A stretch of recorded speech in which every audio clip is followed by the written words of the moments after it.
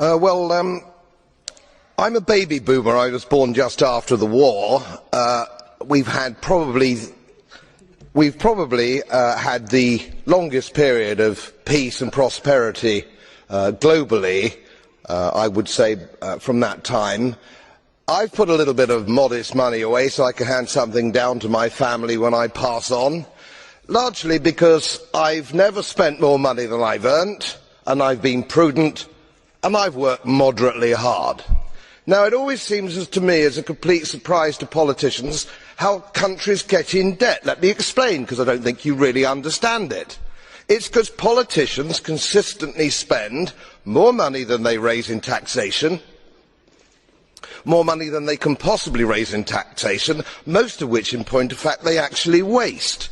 The reason we're talking about countries which are broke, and they are broke, is because their ridiculous, ineffective, ignorant politicians consistently spend more money than they can raise, and then they borrow, and worse, they then print money, because politicians and their central banks have a machine which prints money.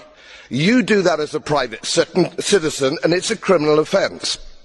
You would go to prison for doing that, and politicians and their central banks do it all the time.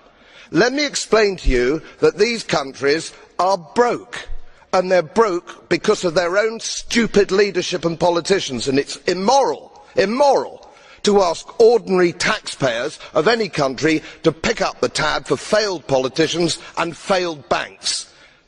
They are defaulted, they're broke. For God's sake, let's all of us admit it.